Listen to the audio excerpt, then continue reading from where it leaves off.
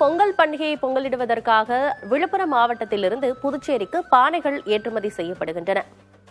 இதுகுறித்து நம்ம செய்தியாளர் காமராஜ் கிட்ட பேசலாம். காமராஜ், பொதுவாக பொங்கல் பண்டிகையின் போது பானைகள் விற்பனை களைகட்டும். இந்த ஆண்டு விற்பனை எப்படி இருக்கு? இப்போ புதுச்சேரிக்கு வேற ஏற்றுமதி செய்யறோம். கடந்த ஆண்டை விட இந்த ஆண்டு ஏற்றுமதி கூடி இருக்கா? பொங்கல் பண்டிகைக்கு பொங்கல் வைப்பதற்கு பானைகள் குறிப்பாக விழுப்புரத்திலிருந்து புதுச்சேரிக்கு அதிகமாக ஏற்றுமதி செய்யப்படுவது வழக்கம். ஆனால் இந்த ஆண்டு பெஞ்சல் புயலின் காரணமாக இந்த பகுதியில் வண்டல் மண் ஏரிகள் எடுப்பதற்கு ஒரு பாதிப்பு ஏற்பட்டு இருந்தது.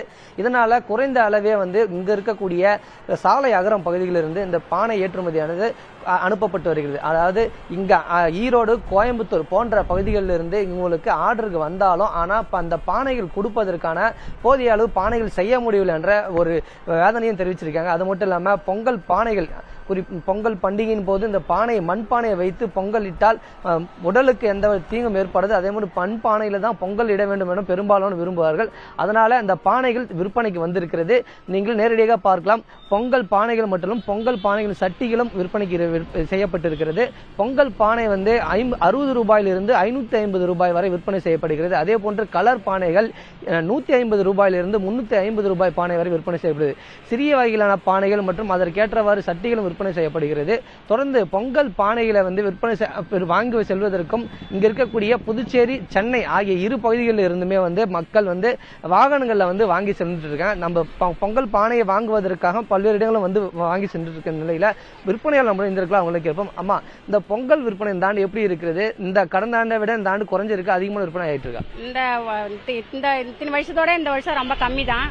நாங்கள் வெளியூருக்குலாம் எல்லா ஊருக்கும் ஏற்றுமதி பண்ணுவோம். இந்த வருஷம் அந்த மாதிரிலாம் செய்ய முடியல. மழை பெஞ்சு அதிகமாக நஷ்டமாயிடுச்சு. மழைக்கு முன்னாடி செஞ்சு வச்ச பொருளும் எல்லாம் தண்ணி உள்ளே பூந்து எல்லாம் ஊறி உடஞ்சி போச்சு. அதனால யாருக்கும் வெளியில் வியாபாரிங்க கேட்குறாங்க, தான் ஃபோன் பண்ணி கேட்குறாங்க இருக்கான்ட்டு. நாங்கள் தான் இல்லைன்னு சொல்லின்னு இருக்கோம். எங்களால் ஏற்றுறதுக்கு அந்த அளவுக்கு செய்ய முடியல. மழை பெய்யுது, மழை பெஞ்சு விட்டாலும் மானம் மூடிக்குது, வெயில் காய மாட்டுது. வெயில் காய்ஞ்சா தான் நாங்கள் சூளை போட முடியும். அதனால ரொம்ப கஷ்டமா இருக்கு. யாருக்கும் வெளியூருக்குலாம் வியாபாரிக்கு ஒரு 4 இடம் 3 இடம் ஒரு 10 இடத்த கூட கொடுப்போம். நாங்கள் இந்த தடவை 2 இடம் 3 இடம் கொடுக்க முடியல. சும்மா ஒரு 2 பேருக்கு மட்டும் கொடுத்துருக்கோம் வியாபாரிங்களுக்கு. எங்களுக்கே இங்கே வச்சு விற்பனை பண்ணுறதுக்கு அந்த அளவுக்கு பொருளும் இல்லை, கம்மியாக தான் இருக்குது. என்ன பண்ணுறதுன்னு தெரியல, ரொம்ப கஷ்டமாக இருக்குது. மழை இல்லாமல் இருந்தால் அந்த அளவுக்கு நாங்கள் நிறையா செஞ்சு ஏற்றுமதியெல்லாம் நிறையா பண்ணியிருப்போம். அதுமாதிரி மழை பெஞ்சு இருந்த மண்ணெல்லாம் கரைஞ்சி போயிடுச்சு. ஏரிலாம் போய் மண் எடுக்கலான்னு பார்த்தாலும் ஏரியில் தண்ணி நிறையா இருக்குது. எல்லா இடத்துலையும் வழிஞ்சிருக்கு தண்ணி. ஏரிலாம் உடச்சின்னு எங்கள் வீட்டு வெள்ளால எல்லாரும் ஊர்லேயும் தண்ணி உள்ளே பூந்தனால எல்லா பொருளும் வீணாயிடுச்சு, நஷ்டமாயிருக்கு இப்போ எங்களுக்கு. அதாவது எங்க விழுப்புரத்தை பொறுத்தவரை இருக்கக்கூடிய மண்பானைகளை கொண்டுதான் பானைகளை விற்பனைக்கு செய்யப்படுவதாகவும், அது மட்டும் இல்லாமல் கேட்கிற அளவுக்கு எங்களால செய்ய முடியல என்ற ஒரு வேதனையும் தெரிவிச்சிருக்காங்க. தகவல்களுக்கு நன்றி காமராஜ்.